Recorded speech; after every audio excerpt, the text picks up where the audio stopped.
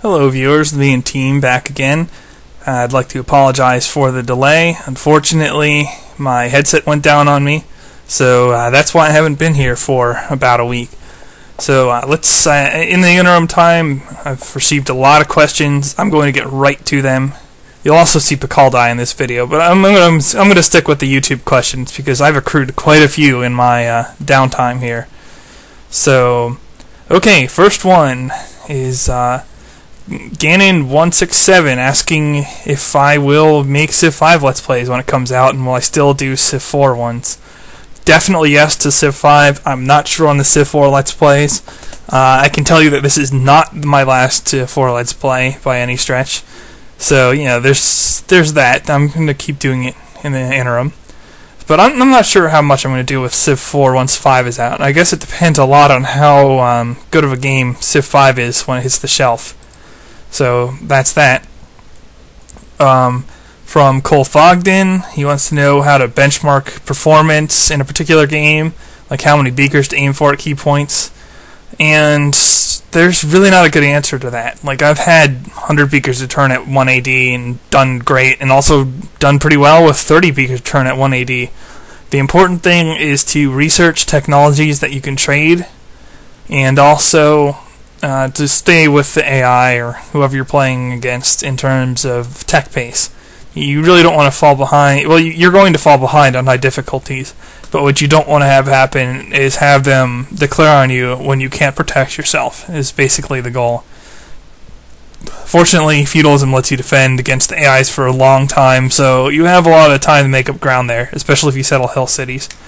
So, unfortunately, there is no consistent benchmark. I know it's asked a lot on the forums, but there really isn't one. Just do your best to gain more multipliers on your research by being able to trade, and you'll probably be okay with that. Next one is by Galleon88, and he wants to know what my favorite unique unit in building is. And right now, my favorite unique unit is the War Chariot. It's the fastest of the mounted rush units, or at least tied with the Immortal, and it's actually stronger on offense than the Immortal is in virtually every scenario, so that's the one I pick. But you can't really go wrong with Immortals or Praetorians or the Incan unique unit or any of the other early rush units like the Keshik also, which is very close in terms of my liking it. And there's an ongoing thread on the best courthouse replacement. That and the Zulu Ikonda are my favorite unique buildings. Very strong early benefits that are consistently usable. Alright, next question is by Father Tuck here. And he wants to know how to set rally points for drafted units. And oh man, so do I. Unfortunately, I don't think you can. You can select multiple cities and draft from them, but they just pop up and stay in place. There's really no way that I know of to set rally points for drafts, and that really showed in the Tokugawa Let's Play. If you guys know a way to do it, let me know, because I haven't found it yet. And I really like optimizing my play to play quickly, as you can see. And if there were a way to draft troops and waypoint them after drafting them, I would probably use that strategy more than I do. That's really one of the reasons I don't use it a whole lot, to be honest. I don't have the patience. And that actually dictates a lot of my choices in this game. And that's why so many of my Let's Plays have ended in UNs, is, they were just games that were already in control, and I just wanted to get them over with. Because, it would just be mopping up from there. Alright, next question is from Henning, I guess LLL, or III, or 111, or Henning the Third. Take your pick.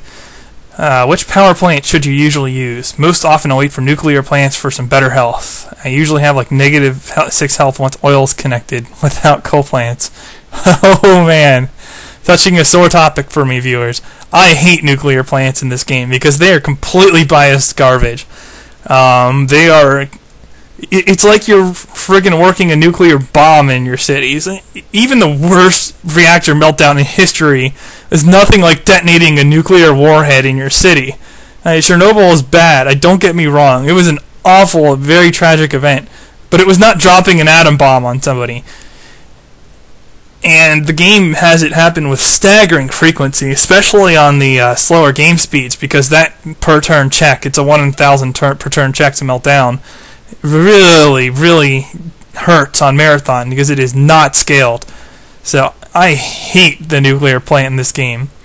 But and the other reason I hate that is because it doesn't add anything to the game to have that feature in it. You are already penalized for waiting for the nuclear plant. Yes, you have a health benefit for using it compared to the coal plant, sure. But the coal plant is available like tens of thousands of beakers earlier, and you get your hammers earlier, and there are usually ways, either through resource trades, building like hospitals or grocers for health, or getting to the genetics, or ecology for recycling plants, any of that kind of thing. There are usually ways to get by the health restriction on coal plants, and you don't get the same problems with them in terms of them melting down, and they're more consistent. So if you have coal plants, they're almost always going to be your best bet. And if you don't have coal, I would seriously consider Three Gorges Jam, or maybe working some nuke plants, but then not building power plants in as many cities as you might otherwise, because the risk of the meltdown just screws your city so bad if it happens. Okay, next question is by Ronito Bandito, and he wants to know, in the early game, would I advise mid-level players, such as himself, to try actively spreading religion? Seems every time I found a religion, thing jumped on me there. It seems every time he tries to found a religion, his neighbor declares on him and he's stuck. Alright, first of all, you don't need to found a religion to get most of the benefits. The only benefit you get from founding a religion is the shrine income, or if there's no religion on your continent at all, then it becomes a little bit more of a draw because you can get the diplomatic bonuses for it.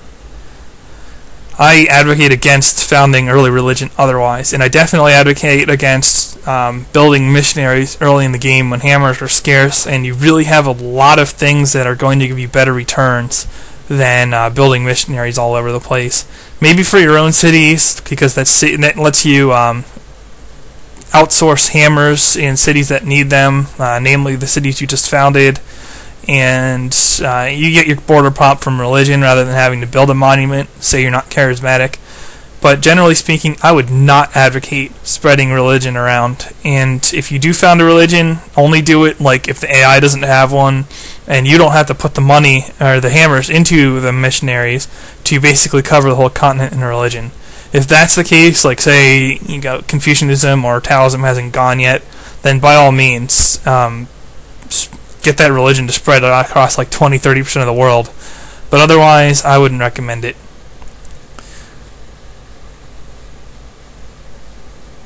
Alright, next question is by DSC, I guess, DIESC. Hi, I really like warmongering. I'm starting to win a monarch. My question is, how can you have a conquest victory or even a domination victory on a huge map? Any huge map. AI always founds a lot of cities, but I've seen in Hall of Fame that people can actually win on that size of map.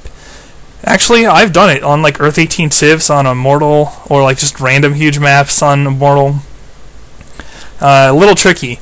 What you want to do is you want to get pretty big early, either through early rush or expansion, whatever. And if you want to get conquest really quickly, just leave vassal states on and chain capitulate tons of people. That tends to work out for getting the victories achieved very quickly. Also, I recommend playing on Epic or Marathon on huge maps, just because the feel of the map's a little more realistic in terms of your troops traveling across it. If you play on Marathon, there should be no trouble at all. But even Epic, it's pretty easy to cover a map in 750 turns. So there's that. And I'll skip up a little bit because I'm not going to be able to cover all these in time. It's one of the most recent questions on cottages, since that's relative to this game, from Stop on the forums. But also here, he posted the question. And it's what I think about the devaluing effect of 10% every 10 turns on the cost of cottages. He's feeling like temples are a little bit better than hereditary rule and 2 units. I don't know. I'm not sure, like, in terms of quantifying it like that mathematically, if that's perfectly accurate. I have no idea. I will say that it is questionable to use hereditary rule to grow onto cottages if they have a high time to get you a decent return. Now, would you want to build a temple or just not grow? I don't know, but it's definitely, like, the devaluing effect is definitely there, and it's definitely something to consider. So if you want a more in-depth analysis on that, I would recommend going to Strategy and Tips, because it's really not going to be possible for me to cover the math behind that here. Anyway, that about takes up the time I have in that segment. If I did not get to your guys' question, I apologize. I will see what I can do about answering in the comments directly.